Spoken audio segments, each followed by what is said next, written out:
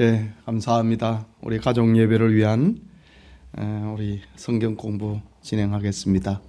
지난주에 우리가 받은 말씀, 내 부모를 공경하라 라는 설교문을 가지고 이렇게 공과를 만들어 봅니다. 복습도 하고 또 삶에 적용도 시켜보기 위함이지요. 9가지 질문이 있는데 첫 번째입니다. 구원받은 사람이 하나님 관계, 인간 관계에서 어떻게 살아야 하는지를 알려주는 하나님이 주신 윤리법은 무엇인가? 무엇이지요? 예, 십계명이지요. 이 십계명은 구약 시대만 지키고 신약 시대 안 지키는 게 아닙니다. 이 십계명은 예수님이 재림하신 그날까지 죄인된 인간들에게 하나님의 법을 가르쳐주고 계시는, 그러니까 불패의 법이지요. 법이지요. 예수님 재림할 때까지 계속되는 영구 불패의 법이다. 그것이 십계명입니다. 그래서 이 십계명을 통하여서 우리가 어떻게 살아야 하는지, 우리가 죄가 무엇인지를 알려주는 그 기준입니다. 하나님과의 관계에서, 그리고 인간관계에서 어떻게 살아야 하는지를 알려주는 윤리법, 그것이 바로 십계명이다. 둘째로 인간관계의 첫 계명인 부모 공경은 십계명의 몇 번째 계명인가? 5번째 계명이지요. 1계명에서 4계명까지는 하나님 관계, 5계명에서 10번째 계명까지는 인간관계, 인간관계의 첫 번째 계명이 바로 5계명이다. 세 번째 질문입니다. 공경이라고 하는 히브리어 키베드는 무겁다라는 뜻을 가지고 있다. 사람의 신체 중에 공경이라고 하는 말과 같은 의원을 가진 가장 무거운 장기는 무엇인가? 공경이라고 하는 말과 같은 단어를 가지고 있는 신체의 장기 가운데 가장 무거운 뜻을, 무거운 장기가 뭐냐? 간이라고 하는 겁니다. 간. 그러니까 간의 의원은 공경입니다. 무거운 것이다 이거지요. 부모를 간처럼 이렇게 무겁게 여기라라는 말이지요. 네 번째 문제입니다. 여러 가지 핑계로 부모 공경을 외면하는 자를 향하여 예수님은 무엇라고 말씀하셨는가? 마태복음 15장 4절과 5절에 보면은 부모 공경을 등한히 하고 내가 하나님 앞에 했다 이렇게 하는, 이걸 이제 이 고르반이라고 하는데, 이 하나님 앞에 드렸다, 내가 하나님 앞에 하는 의무를 하느라고 부모님 공경을 못했다, 이런 경우에 예수님은 뭐라고 말씀하셨는가? 라는 말입니다. 답은 너희의 전통으로 하나님의 말씀을 폐하는도다. 하나님은 부모 공경 없이 하나님만 섬기라고 이렇게 말한 적이 없는데, 너희가 전통을 만들어 갖고 너희의 전통으로 하나님의 말씀을 폐하는도다 라고 주님께서 말씀하셨습니다. 그 다음에 5번째 질문입니다. 부모를 공경하는 자에게 주신 성경의 약속은 무엇인가? 이제 출애굽기 20장과 신명기 16장 그리고 에베소서 6장 2절에 보면은 부모를 공경하는 자에게 주신 약속이 기록이 되어 있는데, 먼저 출애굽기 20장에는 네 생명이 길리라, 장수지요. 그 다음에 신명기 5장 6절에는 네 생명이 길고 복을 누리리라 라고 했습니다. 장수와 복을 얘기를 했습니다. 에베소서 6장 2절에는 네가 잘 되고 땅에서 장수하리라. 잘 되는 거 복이지요. 그리고 땅에서 장수할 것이다. 이렇게 부모를 공경하게 하는 자에게 주신 성경의 약속은 일관되게 잘 되는 것과 그리고 장수의 축복을 약속하고 있다. 하나님의 약속입니다. 여섯 번째 질문입니다. 부모 공경을 실천한 성경의 사람과 그가 받은 복은 무엇인지 세 사람만 말해보세요. 제가 지난 설교를 하면서 성경의 부모 공경의 사람 그리고 그가 받은 복에 대해서 세 사람을 인용을 했는데 거기에 대한 질문입니다. 이삭입니다. 이삭은 아버지 말씀에 번제물 밧줄에 묶여갖고 번제물이 되도록 순종했습니다. 그가 받은 복이 무엇이었는가? 여호와 이레의 축복을 체험을 했다. 하나님께서 준비하셨다.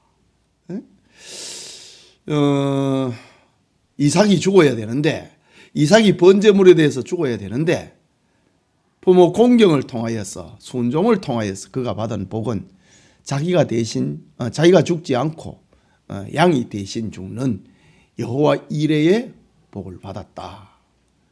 양이 대신 죽는 여호와 이레의 복은 예수님이 우리를 대신해서 죽는 그 메시아 축복을 그는 체험을 한 겁니다.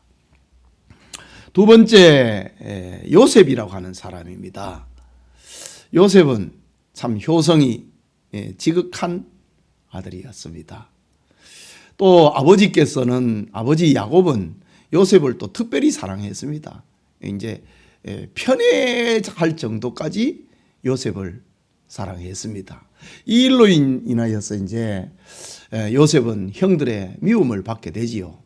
그러나 어쨌든 간에 요셉은 부모님, 아버님에게 효도했다 이거지. 순종했다 이거지. 예.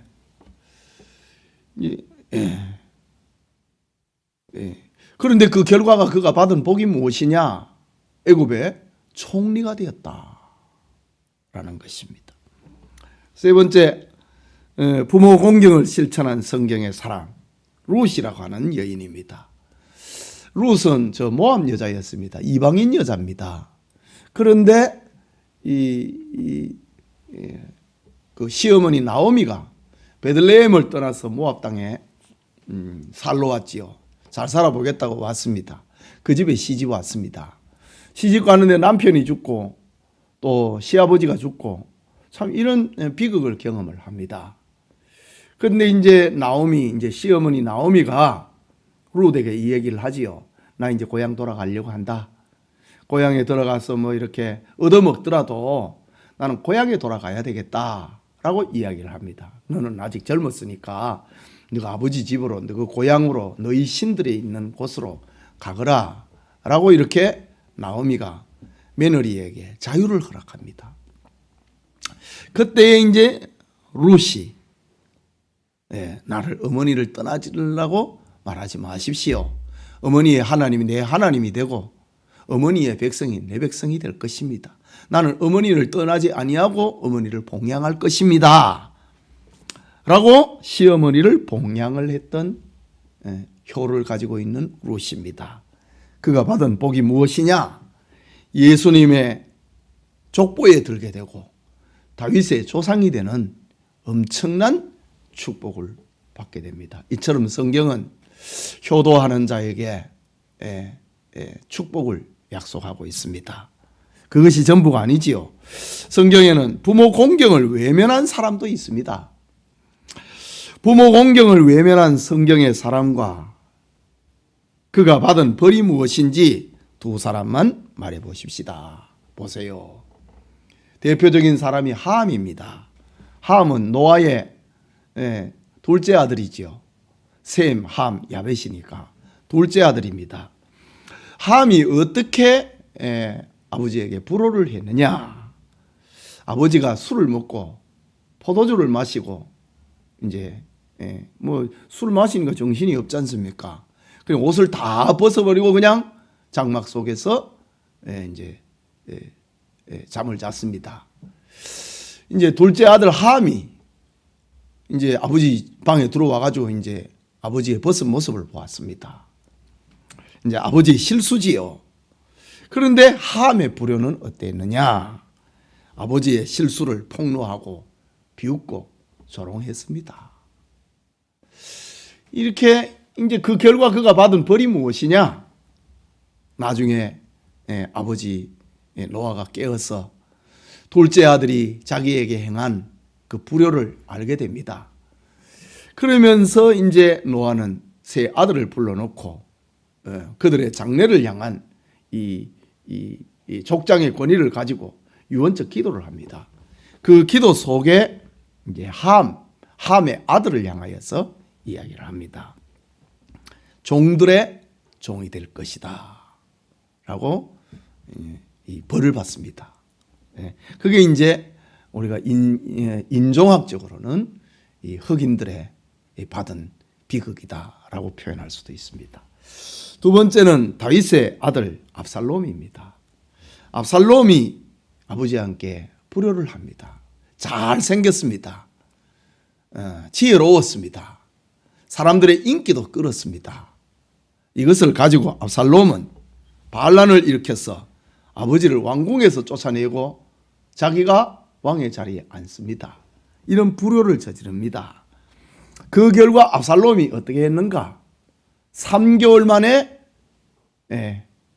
그가 왕궁에서 오히려 쫓겨나고 전장터에서 창에 맞아서 창에 찔려서 죽게 됩니다. 불효한 자의 벌입니다. 자, 이렇게 성경에는 부모에게 효도하는 자에게는 복을, 그리고 불효하는 자에게는 벌을 말씀하고 있는 겁니다. 8번째 질문입니다. 부모를 공경하지 않는 것은 신자의 걸음을 걷지 못하는 부끄러움이다. 이런 경우에 사도 바울은 무엇이라고 권면했는가?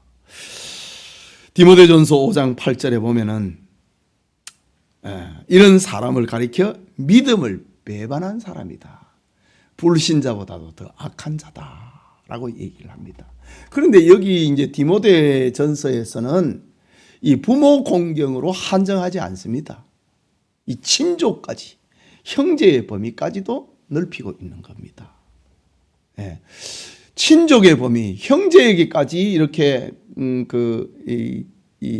사랑을 베풀 것을 이야기를 하고 있지요. 그리고 그 속에는 뭐 이제 부모의 공경이 그 가운데 핵심이지요. 자, 이렇게 불효한 자를 향한 디모데 목회 서신의 이 권면은 뭐라고 하냐? 믿음을 배반한 사람이다. 불신자보다도 더 악한 사람이다. 라고 이야기를 하고 있습니다. 그렇다고 하면은 이 기독교 안에는 부모 공경을 떠나서는 참된 신앙을 찾을 수 없습니다. 아까 우리 질문 속에서도 얘기한 것처럼 그 부모 공경을 하지 않는 것은 신자의 첫걸음을 떼지 못한 것과 같은 것이다. 그 이제 공연히 이제 기독교를 가리켜서 뭐 제사를 안 지낸다고 불효하는 종교다 이렇게 얘기를 하는데 그게 아닙니다. 정말 효도를 가르치고 있는 것이 부모를 공경하지 않는 것은 신자가 아니다고까지 말을 할 정도로 말하는 것이 바로 기독교입니다. 얼마나 효도를 강조하고 있습니까? 그러니까 이제 저는 제사 안 지내는 거는 우상 숭배하지 말라고 하는 그런 뜻이지요. 주 안에서 부모를 공경하라고 하는 그런 의미이지요. 그 다음에 이제 마지막 질문입니다. 내 부모를 공경하라는 하나님의 명령을 마음에 새기고 행동하는 한 주간이 되어보자. 이 질문이라기보다는 우리 한번 이래 살아보자 라고 하는 그런 의미로 9번째 질문을 이렇게 두었습니다. 이렇게 가정 예배에 부모 공경이라고 하는 하나님의 은혜가 있기를 소원합니다. 기도합시다. 자비하신 하나님 아버지, 은혜를 감사합니다. 어버이 주일을 지난주에 지키고 또 이번 주에 다시 지난 설교를 우리 가정 예배와 구역 공부의 교환으로 삼게 하신 것을 감사합니다.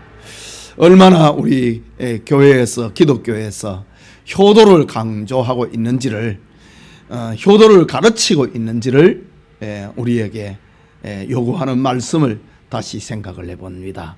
하나님, 우리 성도들에게 부모 공경이라고 하는 약속이 있는 첫 계명 말씀을 순종함으로 복을 받고 장수의 은혜를 누릴 수 있도록 도와주옵소서. 예수님 이름으로 기도합니다. 아멘.